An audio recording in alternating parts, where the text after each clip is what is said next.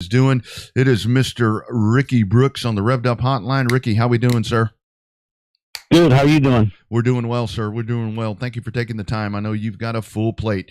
So let's talk about the Wheelman series. I mean, it is the thing to me as an old late model guy to see those cars running around out on the racetrack. To me, that brings it home to me with the outlaw bodies and all of that. Your thoughts on that? Taking that over and building it into a greater thing than it already is. Well, I mean, there was people trying to get me to build another series down here, and that's one thing we don't need. Right. We don't need to continue to just build a series over a series. So I approached the owners of it and about taking it over. So that's what happened, and we had our first event January 8th. Mm-hmm. We had 27 cars, and we're basically 2 weeks out from the next one, and I've already got 22 entered for that one. Nice.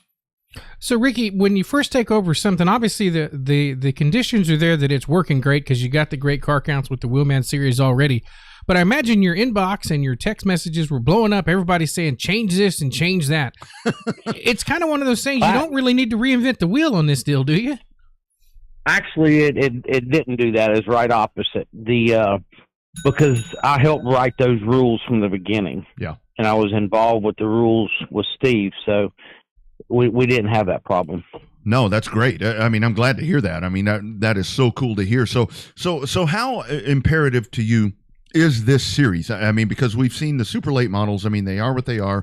The pros were really, I mean, they're still great, but I mean, the cost effectiveness of all of this, that's really where the wheels start to come off in this Wheelman series, really, because we've talked to Wheelman drivers on this show before, and that's really something that is bringing everything back to the racer. Yes. The pros, they need to be on 8-inch tire. That's one problem with the pros. Boom. They're too locked down for what motor they have. And I've been saying that for probably 12 years now. But nobody seems to want to listen about that because the 8-inch tire will fit on the 10-inch wheel because they've done it up north. We've already tried it. So it's just people, they hear a couple people cry about it and so they won't do it. And when I say people, I mean track owners, promoters, whatever. And I got pacifiers hanging up in my tech trailer, so that's what they need. They need to just hand some people pacifiers and move on because that's exactly what the cars are way too locked down. Mm-hmm. And you put them on less of a tire, it's going to be better racing. And that's what you got with a Wheelman, even with a smaller motor. Mm-hmm. The Wheelman cars at Auburndale were going within like 4/10 of what a super late model goes there. Wow. Love it. On the same track. Yeah. With a 602 motor. Wow. So Ricky, talk about the evolution of the racing in Florida. Obviously, everybody knows about the Derby because that's the go-to place down there. But down there, you got what is it? Sunshine Speedway down there. You got 417 Speedway. There's some really, really good super late model racing, Wheelman racing, all that stuff down there. And I think it's just now starting to come to the national attention how much fun that you guys really have down in the Central Florida area. The problem in Central Florida is they've got a gold mine down here, but you got some promoters down here that could care less about other ones, and then they want to keep drivers at their racetracks, and their egos gets in a way. So Central Florida racing could be a gold mine, but most of them they have too big an ego to let that happen. Yeah. Yeah, that really is the shitty part. I mean, the only way to put it. I mean, that really is the thing that stands in the way. So Ricky, so let's with back to the Wheelman. I mean that class right there, the Outlaws, however you want to call it. I mean, it really is something that, I mean, it preserves the old cars. I mean, we've talked to drivers on here where they may have a 10-year-old chassis, whatever the case is. It gives them a place to run it, and it's just something that I think we've needed it for such a long time. Absolutely. Those cars are really great. Mm-hmm. So when it comes to the scheduling and stuff, did you have any issues? I'm assuming you have more tracks reaching out to you to run the Wheelman series than you have dates. What goes into the determination for you determining which tracks to run at? Really depends on what dates I have available. Yeah. right now, that's one thing I'm struggling with is dates. I got more shit to do than I got dates to do. I mean, two of the races this year, they're going to be in the same week, because I'm racing on Wednesday at Michigan with the late model stuff, and then I got to go to Washington to do a Trans Am event, and the same thing with the next Berlin race I do. I race on Wednesday, and then I got to go to Eureka, California for the next one, for the next weekend. Yeah. So it gets tight. Yeah. It gets really tight. But the tracks down here, I reached out to all the tracks, and basically 2 tracks would give me the dates that I needed. Yeah, no, that's great. I mean, that's awesome. And talk about, I know, we're in cahoots, whatever you want to call it, with Gina, with the Gulf Coast. I mean, I know that she has reached out to you. I mean, wanting to grow Mobile, and with the Houston Super Stocks, which is a hybrid class in and of itself. Ain't nothing else like it anywhere.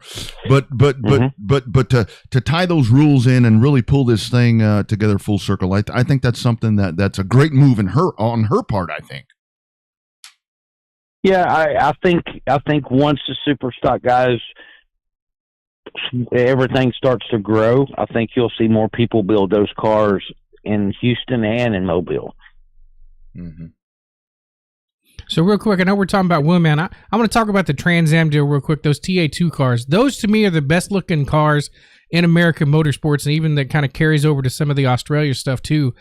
My biggest concern with that series is I think it would be even more popular if it had a little better TV package. But on that competitive side, that seems like for the TA2 cars anyways on their own, man, you've got a lot of car count, and you have a ton of cars, and you put on some really good races with that TA2 class. Yeah, and that's grown over the last 4 years since I've been involved with it. It's right now we're sitting at, if everybody shows up, we're sitting at almost 50 cars just in that class for Sebring at the end of the month. Love it. Ooh, man, that's a good. We had 50. I think it was 52 at Austin, Texas last November. So love it. It's really growing. They're really pleased with that. And I agree with you on the body. That should have been the next short track body instead of this thing that we have. Yeah, no doubt. Have to ask you, Ricky. I mean, you've the Room of Doom. I mean, it's well documented about Snowball and all that. Super late models, man. It is. It's expensive. Is it getting oversaturated? I mean, there's lots of different ways, lots of different series and ideas and all that. And we're about to talk to a guy that has working on something as well. I mean, the competitiveness of super late models. It, man, I want to reel that thing back in because I love those supers. Well, for one, I don't know how we reel it back in because we've got our first event this weekend with the SRL national deal that we're starting. That's right. And we've got with the paid entries and the ones that keeps telling me if we don't hit 30 cars, I'll be very surprised. Nice. I got 25 confirmed, and I just found out about another 5 today. So I feel like we'll hit 30, no problem. Yeah. So speaking of that, so Citrus County is going to be that race, and the thing is, I mean, you've got Pollard, you've got Jake Garcia, you've got all of these guys. Got to be a pretty good feeling for you to reel those guys in there that are coming out to race.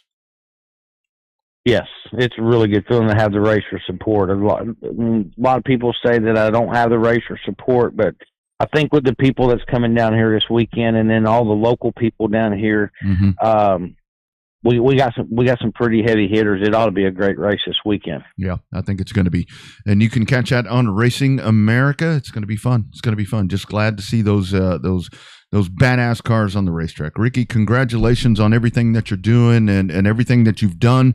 I mean, you are a pillar for short track racing. You keep it real. I mean, for as out of control as everything has gotten, you are one of the guys that puts that knife in the ground and keeps it real. Well, I appreciate that. Absolutely. Absolutely, Ricky. Have a good night, sir. Thank you for taking the time. Best wishes. We'll check in with you soon, sir. All right. Thank you. You betcha. Take care. Bye. Bye. There he is, Ricky Brooks. The one and only. The room of doom.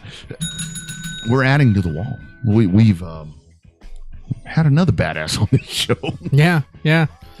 What is it? I still love it right there in Pensacola where it says it is what it is. And the thing is, I mean, it's with him, you know, a lot of folks have gotten bent out of shape, you know, over the years for the calls he's made. And I mean, I don't know. I mean, I've never had one of those cars, and I don't have the knowledge to be a